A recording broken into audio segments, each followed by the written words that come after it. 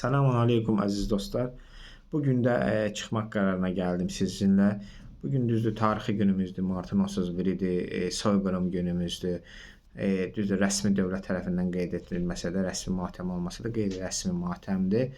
Amma düzdür mən çox da soyqırımların, matəmlərin keçirilmənin tərəfdarı deyiləm, daha çox zəfərlərin keçirilmənin tərəfdarıyam. Ona görə biz biraz bu əsasən 2020-ci ildən sonra artıq bu ağlaşma sindromundan, matəm saxlamaq sindromundan biraz qurtulmağı bacarmalıyıq xalq olaraq, millət olaraq ki, daha da böyük ola bilək. Amma bugünkü mövzu biraz başqa mövzudur. Düz deyə bilərsiniz ki, sən də bəsdir də bu elə bir mövzulara qapıldın. Amma bilirsiniz elə deyil. Niyə elə deyil? Mən sizə deyəcəm. Çünki elə həyat elə ancaq soyuducudan və qarın toxluğundan belə deyək ancaq ondan ibarət deyil. Yəni elə olsa qarnı tox ölkələrini görsün, körfəz ölkələri nə gündədir. Ağlaşma qurublar. Qalıblar belə müdafiəsiz. Ya yalvarırlar İrana bizi vurma, ya yalvarırlar Amerikaya qoşun göndər. Yəni ancaq elə həyat puzadan ibarət deyil. Yəni qarından, soyuducudan ibarət deyil. Yəni ona qalsa, ancaq elə sıfır sosial problemə qalsa, Kuveyt var, Danimarka var, amma hərəsinin görürsünüz özünün problemi var indi. Biri İranın əlində qalıb, biri də Amerikanın əlində.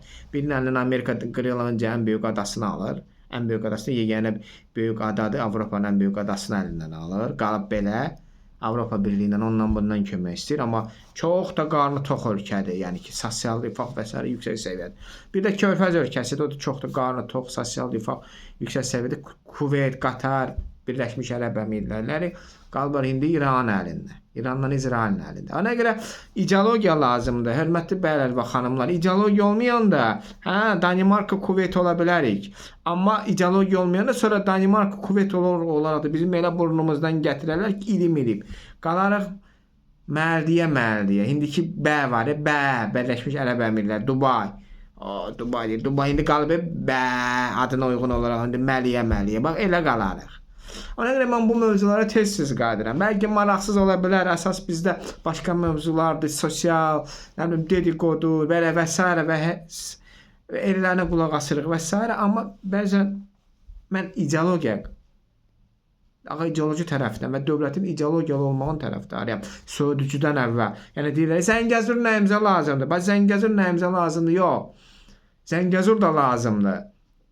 Sosial rifah kimi, soyuducu kimi Zəngəzur da lazımdır, Dərbənd də lazımdır, Borçalı da lazımdır, Təbriz də lazımdır, Turan da lazımdır. Hamısı lazımdır. Paralel bu hamısı getməli. Çünki ideologiyasız böyük dövlət olmursan. Qarnı tox dövlət olursan, müəyyən mənada, müəyyən müddətdə xoşbəxt dövlət ola bilərsən. Amma nə vaxta qədər? İdeologiyalı dövlətlər axsırana qədər, Amerika axsırana qədər, İran axsırana qədər. Başa düşürsünüzmü? Rusiya axsırana qədər. Ona görə biz onların axsırana qədər də xoşbəxt olmaq, qalmaq, müdafiə olunmuş, təhlükəsiz olmaq istəyiriksə, bizim ideologiyamız olmalı. İdeologiya olan yerdə nə olur? Ordu güclü olur. Ordu güclü olanda da nə olur? Xalq özünə inamlı olur. Və bütün bunlar hamısı bax bu bir-birlərindən belə zəncirvari, bir-birlərindən asılı şeylərdir. Və qayıdaq mövzumuza. Yenə bizim televiziya kanallarımıza qayıdıram. Çünki bizim ideologiyamızın iki aspekti var. Böyük olmaq üçün. Biri İslamdır, biri türkçülüydür. Biri İslamdır, biri Turandır. Başa düşürsünüzmü? Biri xilafətdir, biri Turandır. Bu bilgədir. Bunların bir-birinin, yəni ki, bir-birinə bağlı məsələlərdirlər. Çünki Türk İslamla şərəfləndi, Türk oldu. Türk də İslamı qəbul oldu, İslam gücləndi. Belə deyək, mən Türkü İslamın Həzrət Öməri kimi bilirəm. Həzrət Öməri kimi görürəm. Yəni vuran əli. Çünki Türkiyə İslam lazım idi, İslama Türk. Və bunlar bir-birlərini birləşdir, olduğundan Allahın izni ilə böyük. Və indi bu böyüklüyün davamı üçün də bu iki ideologiya bir-biri ilə, yəni ki, ayrılmayaraq getməlidir. Ona görə mən indi bizim televiziya kanallarımız, son dönəmdə bizim televiziya kanallarımızda İslama və Türklüyə olan hücumlardan bəhs edirəm. Mənim qabağıma çıxır. Yəni mən siz inanın oturum onları izləmirəm ki, onlardan bir belə deyək, loru dedəcək quş tapım. Yox. Amma qabağıma çıxır. Bax indi CBC Sportdan idmana baxıram. Bugün birisi də Türkiyə yığmasının bir tarixi oyunudur. Kosovanın dünya çempionatına çıxmaq uğrunda maça çıxacaq Türkiyə yığması. Yəni ki 2002-ci ildən bu yana 24 ildən sonra bu yenidən inşallah çıxmaq şansı var Türkiyənin. Və indi bunu deyəndə görün CBC Sport nə deyir? Qonşu ölkə Türkiyə. Yəni Türkiyə qonşu oldu və Türkiyə qardaşı idi. Siz deyə bilərsiniz ki, sən də sözlərə yapışmadı. Yəni bir dəfə qonşu idi, nə oldu? Yox. Az qala Ermənistana qonşu deyirik. Az qala yox, artıq ermənilərə qonşu deyirik biz. Artıq düşman demirik. Qonşu deyirik. Məsəl üçün qonşu ölkənin Xarici İşlər Naziri Ararat Mirzoyan Ceyhun Bayramova zəng elədi. Artıq qonşu deyirik Ermənistan. Bu kanallarımıza da gedir. Hə, Ermənistan da qonşu oldu, Türkiyə də qonşu oldu. Gürcüstan da qonşudur, Türkiyə də qonşudur. Rusiya da qonşudur, Türkiyə də qonşudur. İran da qonşudur, Türkiyə də qonşudur.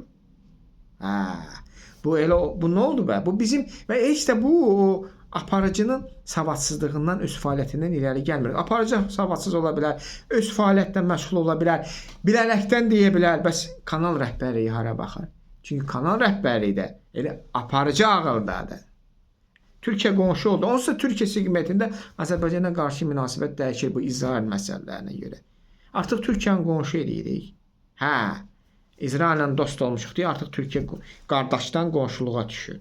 Necə ki, ümumiyyətlə bu CBC Sport anti-türk mövqeyi ilə belə heç bir abardıb eləmirəm. Məhz belə anti-türk mövqeyi ilə. Galatasaray Juventusla futbol oynayır. Liverpool Juventus gol vurur Galatasaray. Şərhçi ilə qışqırır ki, biri deyir ki, o Fenerbahçalıdır. Biri deyir, ay futbolu siyasətə qarışmayaq. Futbol idman çoxdan birinci siyasətləri. İkinci də Fenerbahçalı yox, nə bilim, Zirəli də ola bilər. Onun adəti yox, biz Türkiyə qardaş ölkə deyiriksə, bu bütün aspektlərə aiddir. Təkcə siyasətə yox. Təkcə Türkiyə bizə kömək elə, yox. Hər aspektdə o cümlədən idmanadır. Deməli biz necə öz komandalarımıza azarkeş deyirik, elə də necə onda diktir. Neytral deyil, azarkeş deyirik. Qarabağ gol vuranda sevinir. Qarabağ gol vuranda kədərlənir. Elə də Galatasaray gol vuranda, əgər Galatasarayın oyunu veririk, sevinməliyik. Galatasaray gol buraxanda kədərlənməliyik və s.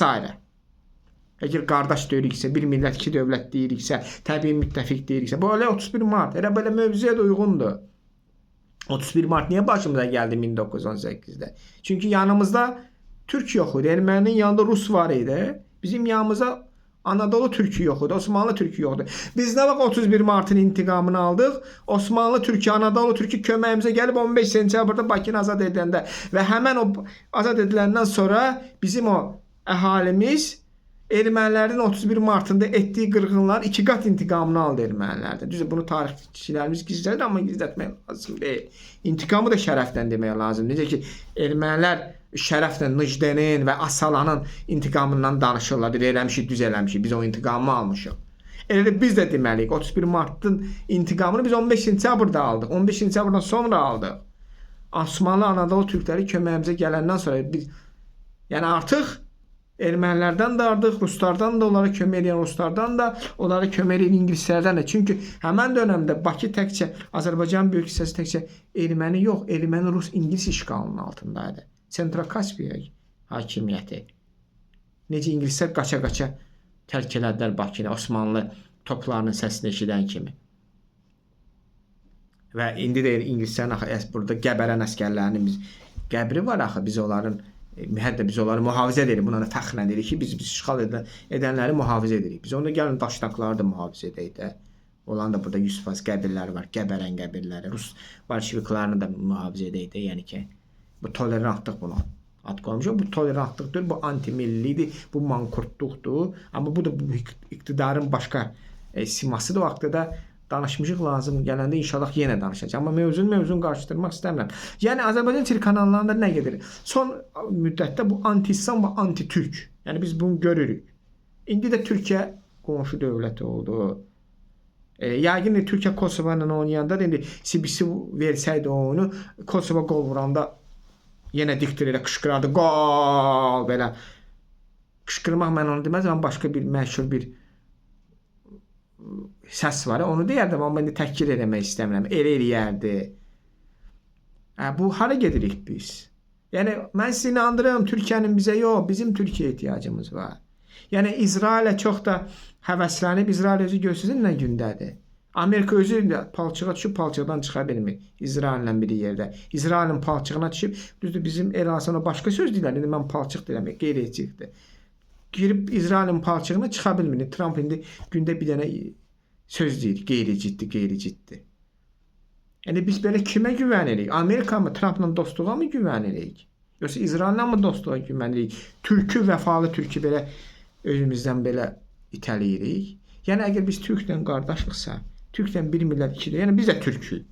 Yəni Anadolu türkü ilə, Osmanlı türkü ilə, Səlcuqlu türkü ilə bir millət isə, qardaşlıqsa, bir millət isə, onda bu bütün sahələrdə olmalıdır və biz bunu göstərməliyik.